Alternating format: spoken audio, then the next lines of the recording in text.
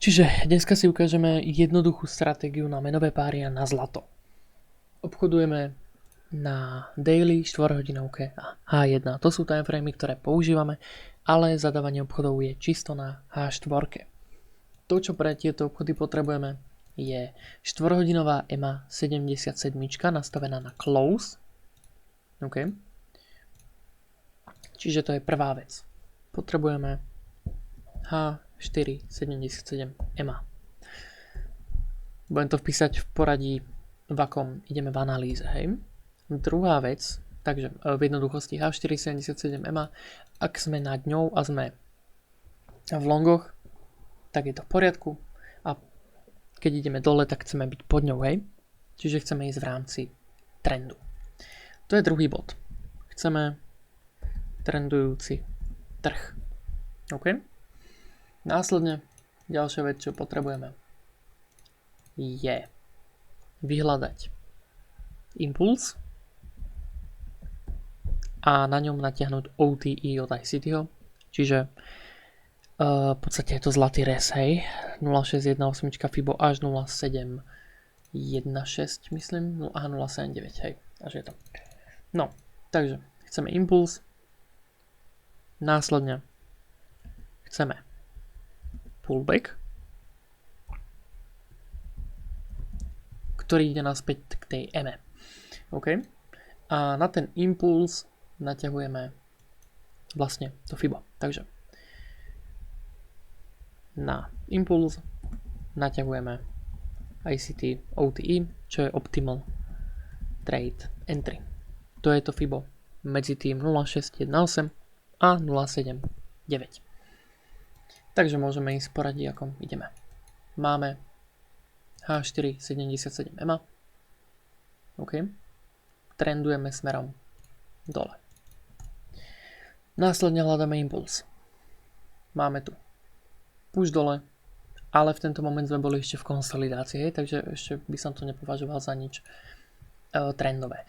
Až v týchto hodnotách začal ten trend byť silnejší. OK, takže tu natiahneme OTE. Ak vyjdeme na chvíľku z tej H4 EMI, je to v poriadku. OK, ideálne je, keď sme v rámci nej, prípadne ak bodíčko nevyskočí vlastne von z tej EMI, ale je v poriadku aj ak sme vlastne nad tým. OK, nemôže to byť ale nič razantné. To znamená, že keby sme tu už, tak tu už je to proste zle, už je to moc.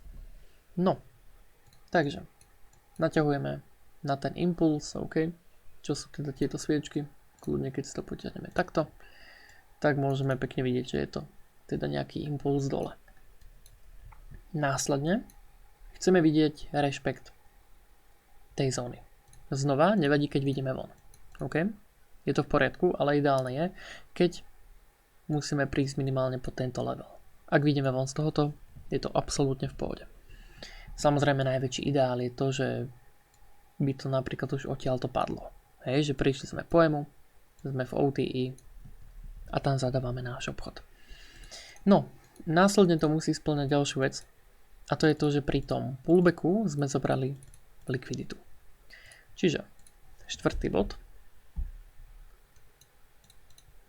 pri pullbacku lomeno môžeme napísať korekcii bola vybraná interná likvidita. Jo, je to tu. Čiže to znamená, kde bola v týchto zónach likvidita. Sú to tieto highs. Toto high, toto high, toto high,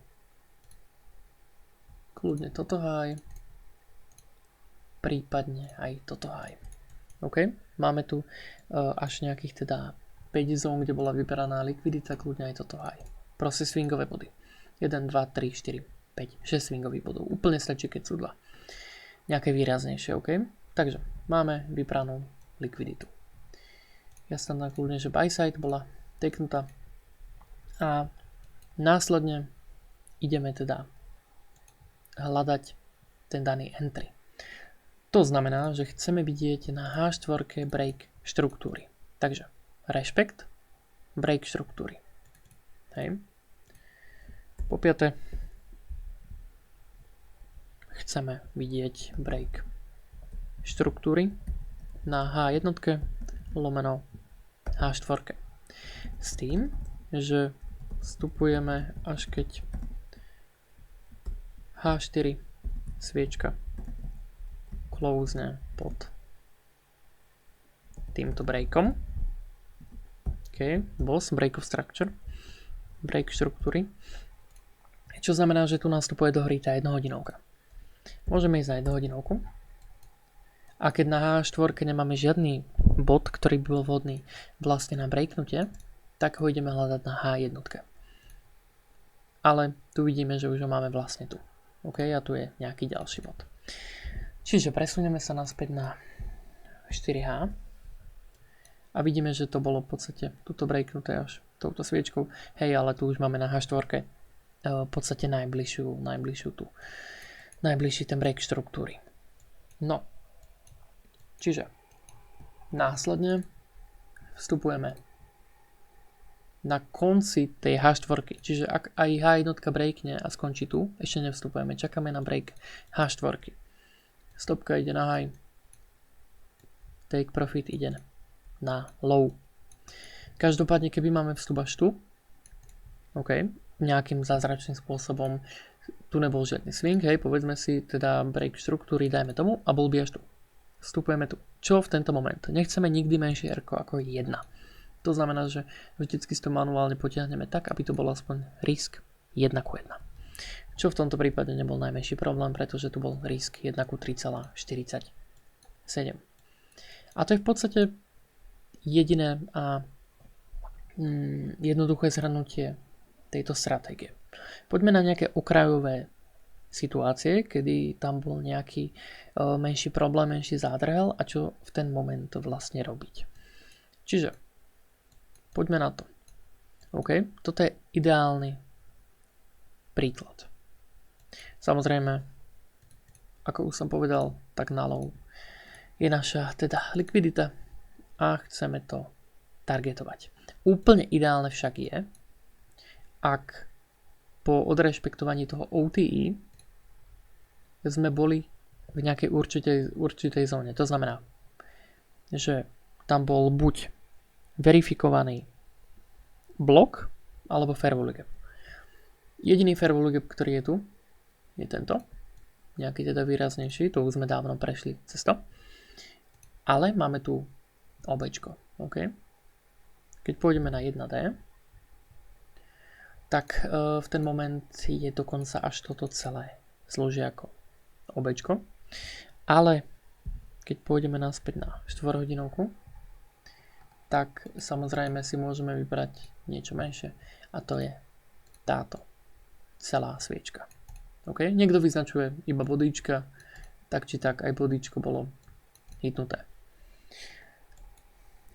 Čiže chceme vidieť trend, push dole, pullback, ktorý sa priblíži k EME, k OTE, následne rešpekt, musel samozrejme vybrať nejakú likviditu a následne chceme vidieť break 1 hodinovky, OK, a vstupujeme. Stop loss na break-even môžete buď vôbec nepoužívať, alebo v mojom prípade ja rád používam, že ak je to 1:1, tak dávam stopku na break-even. Poďme si ukázať ešte teda jeden príklad a následne môžeme ísť na tie okrajové situácie. Čiže zlato. OK. Jednoduchý príklad znova. Push, pullback, vybraná likvidita. OK. Čiže je tu nejaký výber likvidity. OK. Kľudne aj tento bod bol vybraný. Nech to vyznačíme lepšie. A následne tu máme teda nejaké high, nejaké low, ktoré nám tu vzniklo. Tu je low, tu je high. Tu máme buy side, tu máme sell side a tu je vybraná sell side likvidita. Čiže, čo nás zaujíma? Hneď vidíme, že je tu fair value gap. OK? Čiže mali sme push, hej, a následne otočku. Keby tu chceme znova naťahovať FIBO, tak jediná vhodná možnosť je vlastne za mňa to natiahnuť tu. OK, môžeme si povedať, že tu bol normálny impuls, niekto by to ťahal až zo spodu, niekto by išiel úplne dole, hej, lebo je to celé jeden veľký impuls, ale dajme tomu, že ho natiahneme tu, OK. V tomto prípade vidíme, že neprišli po to OTIčko. To sa stáva, keď sú veľmi silné trendové dni a v ten moment tam neprídu. Takže pravno sme sa dostali do tej okrajovej situácie. Nie je to problém, keď to má človek napozerané, ako to reaguje a čo to zvykne robiť, OK? Ale na začiatok to určite nie je ideálne, ak nie sme v tom OTIčku. Aspoň v tom na tej úrovni 0.62. Čiže znova ideme na 1H. Vidíme tu docela to spodov. OK. Čakáme na break štruktúry tu a následne vstupujeme. Môžeme vidieť, že to breaklo. Prišli sem. Máme vstup. Stop kanálov. Take profit na high. A znova máme trade 1,202. 1:1 bolo až v tomto prípade. Čiže stopka ani na break-even nešla a ten krátkodobý reverzál mohol byť veľmi pravdepodobne zapričinený týmto volume imbalansom, ktorý sa tu nachádza. OK, ale do toho nebudeme motať v podstate ďalšie veci. No. Poďme teda na nejaké tie okrajové veci, nejaké trochu pokročilejšie veci a podobne. Samozrejme na tom zlate môžete vidieť, že tu bol veľmi silný trend, čiže tých obchodov tu bola extrémna, enormná hromada. OK? Bolo tu fakt brutálne moc obchodov. Aktuálne aj mne tu beží na zlate. Znova z tých okrajových prípadov, ale to si ukážeme za chvíľku.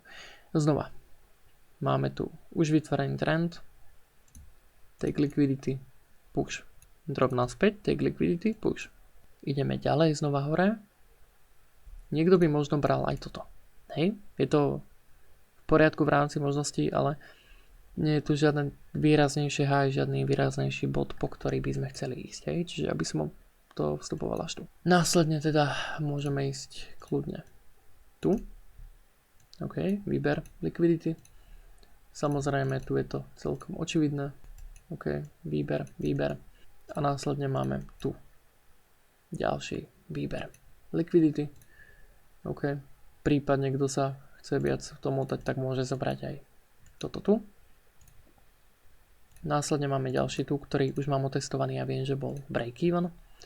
A následne tu máme toto. OK, kde bolo toto celé vybrané. A tu nie je žiadny obchod kvôli tomu, že tam nebol žiadny H1 break. Hej, vidíme, že tie H4 ani neklouzovali v nejakých vyšších hodnotách. Čiže hneď to breakovali v podstate naopak. Začal by som najprv možno tou konfluenciou, alebo tou pokročilou vecou. A to je využívanie Dixie na obchodovanie. Čiže splitneme si screen. Takže DXY. A čo tu hľadáme do konflu je divergencia voči US indexu, alebo teda dolárovému indexu. OK, ak neviete, čo je divergencia, choďte si pustiť nejaké vedľajšie video, nechcem to vysvetľovať do detailu, ale v jednoduchosti je to v podstate nejaký cenový nepomer medzi dvomi asetmi, ktoré sú buď zdanlivo, alebo priamo nejakým spôsobom spojené. V tomto prípade, keďže máme US dolár voči švajčiarskému franku, tak je to vlastne US dolár, tu máme Dixie, čo je teda US dolár index, čiže sú nejakým spôsobom teda priamo spojené tým, že majú vlastne rovnakého toho menovca. OK? Čo sa týka párov, ktoré obchodujeme, tak sú to všetky US majors, takže USD, CAD, USD, JPY, USD, alebo teda EUR, USD, GBP, USD, NZD, USD. Premýšľam, čo tam ešte teda máme. Ja sa hneď pozriem. Jasné, AUD/USD. Hej, takže AUD/USD a ešte teda USD HF, na ktorom práve som, takže neviem, jak mi nemohlo napadnúť. Hej, 1, 2, 3, 4, 5, 6, je ich dokopy 7. 1, 2, 3, 4, 5, 6, 7, plus to využívam na zlate. Takže XAU USD. Čo sa týka data providerov, ktorých používať na tieto obchody, tak jednoznačne vám radím nepoužívať futures účty. Používajte na 100% swingové účty a odporúčam teda buď Oanda alebo FXCM. Hej, týchto providerov používať na analýzu. Čo sa týka Dixie, tak buď TVC alebo Kapitál. OK? No. A môžeme si teda všimnúť, že v tento moment tu máme vyššie high, nižšie high. Ale na Dixie to máme presne naopak, hej? Že je tam vidieť nejaký nepomer v tej price delivery, čo častokrát ukazuje nejakú vôľu buď otočiť ten trend, alebo ďalej pokračovať v tom danom smere. Môžeme to vidieť aj tu dole, napríklad, že tu máme low, nižšie low, tá sa sviečka je low, a tu zrovna to tými sviečkami úplne nesedí, ale keby to aj posuniem sem, tak stále môžeme vidieť, že tu bolo low, nižšie low, low, vyššie low a bol tam nejaký teda ten krátkodobý reverzál. Hej, v tom, ako to teda fungovalo. Jednu vec, ktorú by som určite doporučil, ak toto chcete používať, tak je dať si sem indikátor. SMT, divergence. OK. Hodíte si ho sem. Dáte si to voči DXY a malo by vám to vlastne samo ukazovať všetky nepomery. Hej, môžeme si všimnúť, že tu teda je tá divergencia vidieť. Dal by som to do inej farby. OK. A tu zrovna ju z nejakého dôvodu, jasné, tu nevyznačilo kvôli tomu, že táto sviečka je rovnaká ako táto sviečka, hej, tam musia byť rovnaké sviečky. Každopádne tu toto ukázalo tú divergenciu, OK, že tam bola.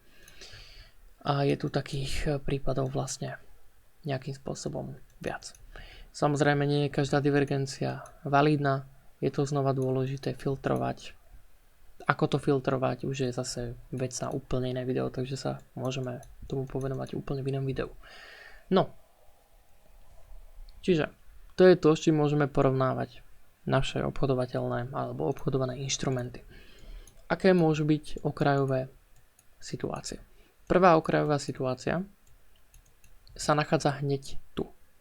A to je tá, keď máme nejaký, alebo ja to teda môžem kľudne ukradnúť odtiaľto. OK. Toto by som chcel loknúť nejakým spôsobom, to asi nejde. No, máme tu nejakú konsolidáciu. OK. A mení sa nám trend. OK, oni tuto pokračovali ešte nejakým menším high a podobne. Myslím. Yep. A tu sa nám menil trend. A častokrát sa stane, že tesne pri tej zmene trendu, tak oni nespravia to, že dajú push dole, vrátia sa hore, idú dole, vrátia sa, idú dole. Častokrát sa pri tej zmene trendu ako takej stane to, že ten prvotný move bude brutálne veľký, bude iba malý návrat a pokračujeme ďalej. Hej, lebo veľa ľudí chce obchodovať to, že nájdu nejaký reverzál. To znamená, že máme tu nejakú krátkodobú zmenu trendu na down v tento moment a ľudia budú longovať do nejakých vyšších levelov. OK? Ale častokrát sa stane, že do tých vyšších levelov proste neprídu a nedajú obchodníkom šancu vyskočiť z ich obchodov. Samozrejme, inštitúcia Algo, ktorá obchoduje market, nevidí vaše stop lossy, ale algoritmy sú naučené tomu, kde vy a ostatní ľudia majú vlastne väčšinové stopky a kde je najviac liquidity. Čiže v týchto okrajových prípadoch, keď ste už nejaký pokročilejší, chápete price action, máte napozerané tie trhy, tak určite doporučujem určite bude pre vás jednoduchšie vypozorovať, kedy ten obchod zadať vlastne bez toho, aby ten pullback bol dostatočne veľký. OK, to je vec, ktorú musíte mať na pozeranu. Takisto ako mi teraz bežia obchody na USD CAD, kde je vlastne ten istý prípad. OK, v tomto prípade máme nejaká konsolidácia, otočka down, otočka up. Hej, ešte to nie je nejaká dlhá otočka, bolo to brutálne veľa likvidity, vybrané všetky tieto, takto kľudne, toto low, toto low, toto low, toto low, toto low, všetko je to vybraná likvidita. Keď tu natiahnete OTIčko, tak zrovna tu v ňom sú, hej, čiže toto je zrovna príklad, kedy to bolo v pohode, ale znova je to obchod, ktorý je vlastne tesne po zmene trendu. Prečo bol v tomto prípade ten obchod zadaný? Ide o to, že teda samozrejme dlhodobo sme v longoch, máme tu nejaké výbery tej likvidity. OK, tu je krásne vidieť tá divergencia. A ide o to, že toto low tu vzniklo, alebo teda toto high tu vzniklo strašne divným spôsobom, vzniklo to gapom, market je celkovo bullish, máme tu proste brutálne veľký buď new week alebo new day opening, je to new week opening gap a môžeme si všimnúť teda, aká to bola tá price action, hej, išli sme do boku, kľudne tam na daily, potom tu vznikol ten gap, hneď to dropli brutálne dole, zobrali nejakú teda likviditu odtiaľto a hneď to otočili a pokračujú tým smerom. Hej? Takže to ma utvrdzuje v tom, že podľa môjho názoru sa stanú dve veci. Buď prídeme zobrať túto likviditu a hneď dropneme naspäť dole. OK. Samozrejme, vždy sa môže stať, že dropneme hneď dole. Môžu prísť akékoľvek správy, čokoľvek sa môže stať. Teraz ako je na tom Trump, ako spíkuje a ako sa tie veci hýbu, tak je to veľmi zložité ešte k tomu ku kanadskému doláru, keď tam riešia všetky tie taxy a podobne. Druhá vec, čo sa môže stať, čo je podľa mňa pravdepodobnejšia, je to, že prídeme až po tieto levely. OK, čiže verím, že táto likvidita bude skôr či neskôr vybratá. Kľudne sa môže stať to, že to dropnú sem a potom to až puštú. Kľudne sa môže stať to, že to dropnú až pod toto a potom to puštú. Ale verím, že čoskoro bude táto likvidita z marketu vlastne vybraná, OK? Keď sa dáme na daily, tak môžeme vidieť vlastne, ako to krásne gaplo, teda tu hore ani obchodníci nemali šancu vôbec vstupovať na nejaké longy, ale podľa mňa nie sme teda ešte na totálnom high, ktoré kedy bolo. Ono bolo pravdepodobne niekedy v minulosti aj väčšie, hej, že sú tu aj nejaké väčšie. To nie je teraz podstatné. Treba vnímať celý ten inštrument, naučiť sa, ako funguje, vnímať jeho štruktúru a obchodovať ho na základe toho. OK. Ďalší obchod, ktorý tu mám, je NZD USD. Znova, mali sme tu nejakú konsolidáciu po veľmi veľkom drope. OK? No. A bol teda drop a zrazu konsolidujeme iba do boku. Ale môžete si všimnúť, ako tvoríme stále vyššie vrcholy a žiadna dôležitá likvidita nebola vybraná. Na daily je najbližší target až toto. A ani po, dajme tomu, rešpekte tohoto obečka sme zobrali iba prvý voľný bod, čo tu bol a znova sme pokračovali naspäť hore.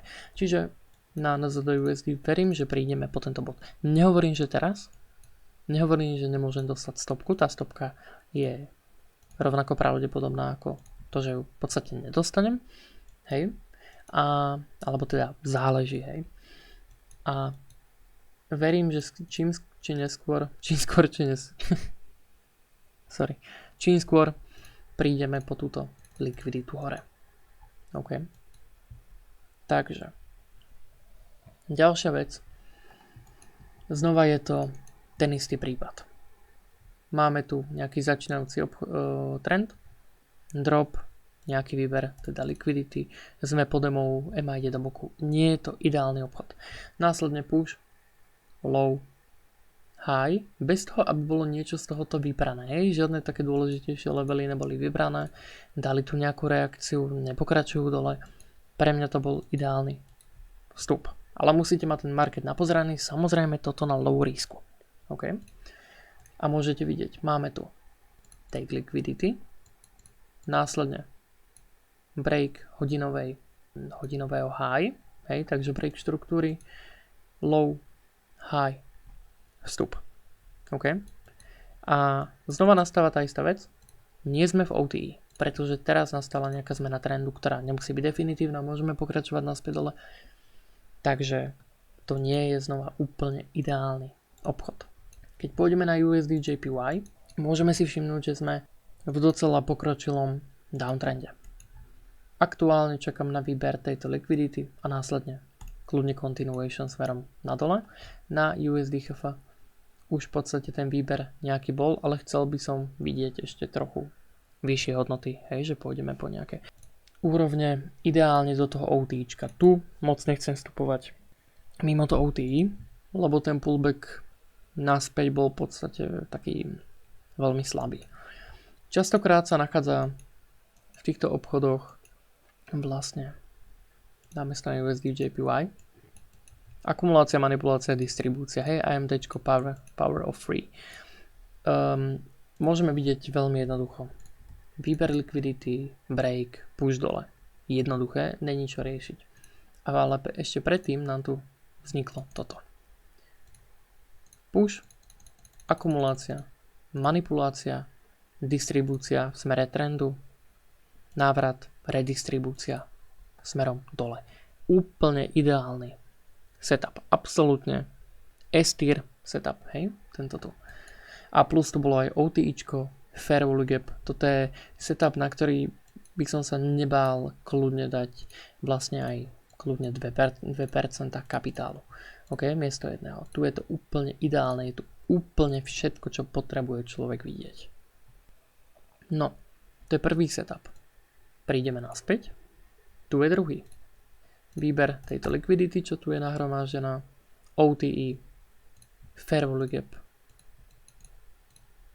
Hej, dám tu aj to OTIčko. A potom tu bol push. Vstup. Stopka. Take profit. Vybavené 1 ku 3,71. Môžeme ísť zase kúsok vyššie. OK. Znova je tu úplne tá istá situácia. Máme push. Tesne po zmene trendu, ale neprídu po to OTI. Často sa to deje. Máme tu teda nejakú tú likviditu. Break. Alebo teda liquidity grab tohoto a týchto troch bodov. Následne break tohoto low, alebo break štruktúry na tejto sviečke. Vstup. Výstup. V tomto momente by som bol pravdepodobne na break-evene. OK, tu by som určite nechcel čakať. Ale ten, kto nečaká, teda neposúva tú stopku a necháva ten trade proste bežať, by tu mal jednoznačný win. A to isté sa stalo hneď vedľa toho. Takže tu sú 4 obchody po sebe. Hej, znova tu máme take liquidity. Tu. A ešte teda kľudne v tomto bode. Znova OTIčko. Čakáme. Vstupujeme. Predpokladám, že ten vstup by bol až tu. A targetujeme kľudne toto nižšie low, lebo je to teda nejaká likvidita, na ktorú sme čakali skôr, že bude zobraná, nebola. Môžeme ju zobrať znovu. Čiže toto je celý princíp tejto stratégie. Veľmi jednoduchá, ale človek musí mať napozerané, ako sa ten market vlastne správa. Čiže to je v podstate všetko k dnešnému videu. Dúfam teda, že tieto znalosti nejakým spôsobom využijete a aplikujete do svojho obchodovania a vidíme sa na budúce.